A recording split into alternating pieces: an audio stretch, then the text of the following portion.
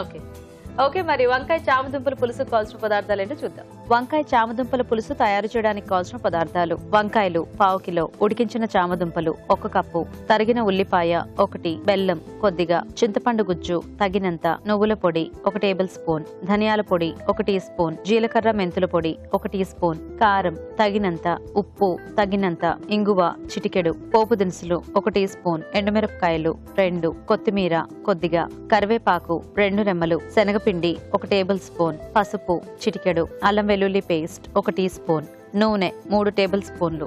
Okay అండి, మరి కావాల్సిన పదార్థాలన్నీ చూసారు కదా, స్టార్ట్ చేద్దామండి. ఓకే.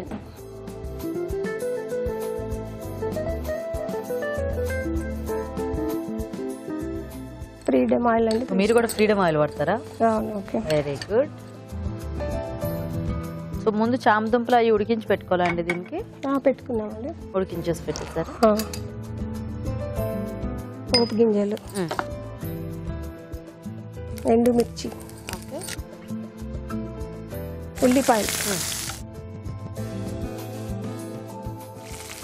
వంకాయ ముక్కలు, అదే మెంతి. పులుసులో కొంచెం మెంతి ఉంటే బాగుంటుంది కదా, టేస్ట్ చాలా బాగుంటుంది. మీరు అన్నిట్లో వేస్తారా? అన్నిట్లో ఆరోగ్యానికి మంచిగా. ఓకే. అల్లం వెల్లుల్లి పేస్ట్, కరివేపాకు, కొత్తిమీర.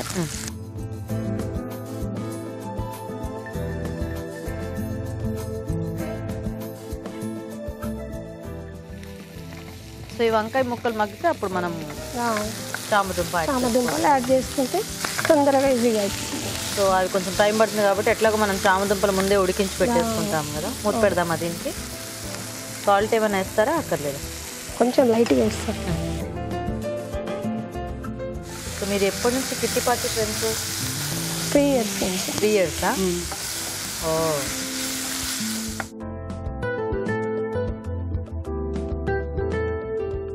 సో అన్ని చిన్న చిన్న చామదుంపలు తీసుకున్నారా? కట్ చేసే పని లేకుండా ఇలా మొత్తం వేసేసుకోండి, దుంపలుగా కనబడాలని చెప్పి. కొంచెం బాగుంటాయి కదా. సో ఈ సైజులో దుంపలు అయితే అలా వేసేసుకున్నా బాగానే ఉంటాయి. చిన్న కట్ చేస్తే ఆలు ముక్కలు ఇవి కన్ఫ్యూజ్ అవుతుంది అని చెప్పి. పసుపు. ఓకే. ఎంతమంది మీ కిట్టి పార్టీలో మెంబర్స్? 15 members. 15 members. ఓ సూపర్. మరి కిట్టి పార్టీలో అందరూ అలా వెరైటీస్ చేస్తూ ఉంటారు కదా వంటలు. అవునండి. ఒకసారి చేసినవి మళ్ళీ చేయకుండా, వాళ్ళకంటే మనం బాగా చేయాలి ఇవన్నీ ఉంటాయి కదా. సో కారపొడి ఇంకా సాల్ట్ చాలా, అంతే. దుంపలలో కొంచెం వేసి ఉడికించారా?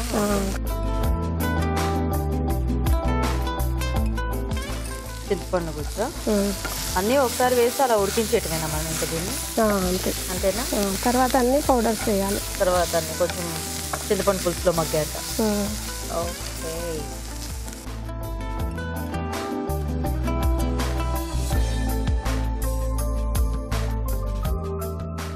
మూత పెడదామా కాసేపు? కొన్ని వాటర్ వేసి మూత పెడతాం. వాటర్ వేయాలా? దీంట్లో కొన్ని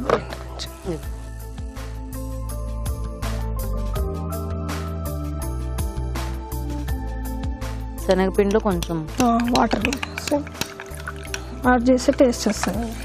అలా దీంట్లో ఇంగు వేస్తున్నాను. ఇంగు మనం ముందు పోపులో కూడా వేసుకోవచ్చు కదా. పోపులోనే వేసుకుంటే మంచి స్మెల్ వస్తుంది. యాక్చువల్గా మర్చిపోయారా మీరు ఇందాక వేయటం? దగ్గర ఉన్నాయి. ఇదేంటి? నువ్వుల పొడి. ఓకే, వేయించేసి పౌడర్ చేసేసారు. సో ఏంటండి ఇంట్లో టైం పాస్ మీకు? అభిరుచి టీవీ చూస్తాను. మాకు ఇంట్లో షాప్ ఉంది, రైస్ అండ్ కిరాణా షాపు. ఇది ఎందుకు ఇలా పెట్టారు? ఓహో, అభిరుచి అని రాసుకొచ్చారు, అందుకే ఇందాకండి చెయ్యాలా పెట్టారు. మీరు అటు చూపిస్తున్నారు కదా, నాకు ఫస్ట్ నాకు చూపిస్తే నేను అప్పుడు వాళ్ళందరూ చూపిస్తాను. సో నెక్స్ట్ ఏం వేద్దాం దీంట్లో? రోజు అభిరుచి చూస్తూ ఉంటారా? జీలకర్ర పొడి, మెంతి పొడి. అదేంటి? జీలకర్ర మెంతుల పొడి.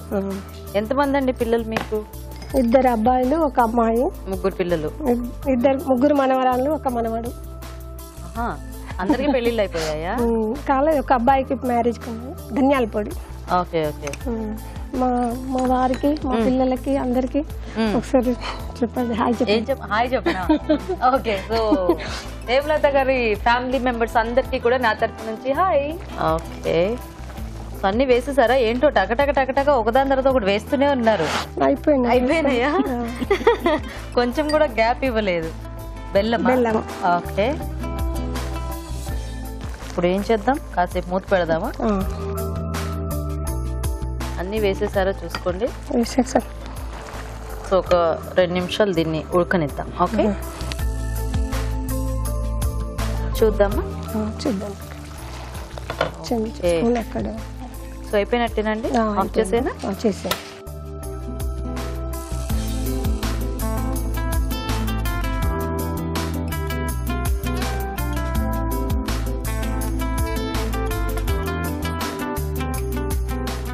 వంకాయల చామగడ్డల పులుసు రెడీ.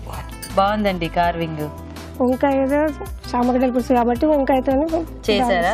సూపర్, బాగా చేశారు, బాగా ట్రై చేశారు.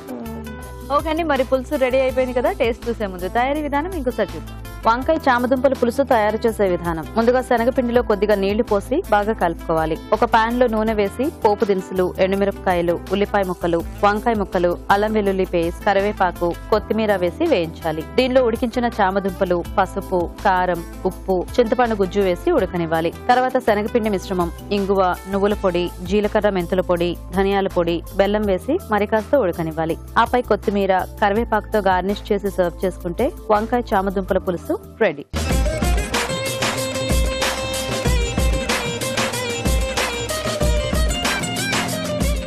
ఓకే అండి, మరి తయారీ విధానం చూసారు కదా. రాజు గారు, చామదుంప వంకాయ కాంబినేషన్ లో పులుసు.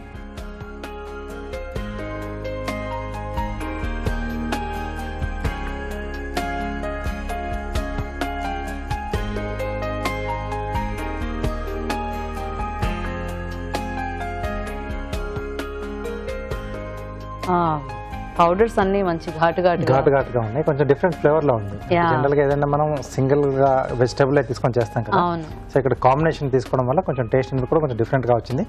మెయిన్ గా మీరు చెప్పినట్టు ఆ పొడిల వల్ల ఇంకొంచెం ఆ ఫ్లేవర్ అనేది మారిపోయింది. టేస్టీగా ఉంది. బాగుందండి. Thank you. సో చూసారు కదండి పులుసు, మీరు కూడా ట్రై చేసి చూడండి. ఇప్పుడు మీకోసం మొదటి చిట్కా.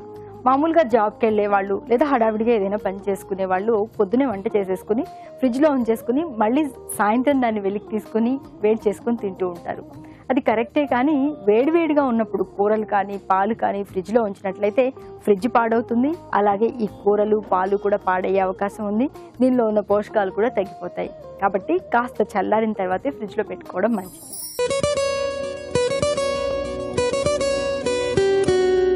మామూలుగా ఈ రోజుల్లో మనం తీసుకునే ప్రతి ఆహారం కూడా కల్తీ ఎక్కువైపోతుంది. పాలు కానివ్వండి, నూనె, నెయ్యి, ఇంకా బియ్యం, పప్పు అన్నిట్లోనూ కల్తీలు జరుగుతున్నాయి. వాటి విషయంలో అప్రమత్తంగా ఉండడం అనేది చాలా అవసరం. ఇక జీలకర్ర విషయానికి వస్తే జీలకర్ర కూడా కల్తీ చేస్తున్నారట. మరి అలాంటప్పుడు జీలకర్ర కల్తీదా ఒరిజినలా అని తెలుసుకోవాలి అంటే కాస్త జీలకర్ర తీసుకొని అరిచేతిలో వేసుకొని బాగా నలిపినట్లయితే చేతికి ఏదైనా కలర్ అంటుకున్నట్లయితే అది నకిలీదని తెలిసిపోతుంది. అలా కాకుండా మంచి వాసన వస్తూ ఉన్నట్లయితే అది ఒరిజినల్ అని తెలుసుకోవచ్చు.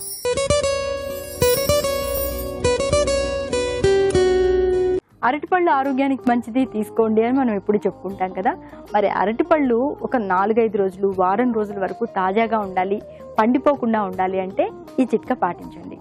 అరటిపళ్ళు ఒక పల్చటి క్లాత్లో చుట్టేసి క్లాత్ కాస్త తడి చేసుకొని కనుక కాస్త డార్క్గా ఉన్న ప్లేస్లో పెట్టుకున్నట్లయితే వారం రోజుల వరకు కూడా బాగా పండిపోకుండా ఫ్రెష్గా ఉంటాయి.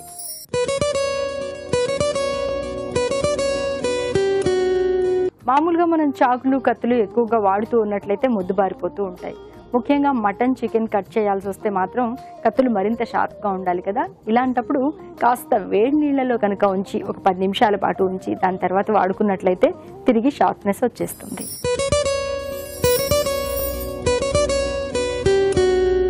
మామూలుగా మనం వడియాలు అంటే చీరల మీద, చాపల మీద ఇలా పెట్టుకుంటూ ఉంటాం. అలా కాకుండా టేబుల్ క్లాత్ మీద కానీ, పాలిథిన్ పేపర్ మీద కానీ వడియాలు పెట్టుకున్నట్లయితే అవి బాగా ఎండిపోయిన తర్వాత తీసుకోవడం చాలా సులభం అవుతుంది.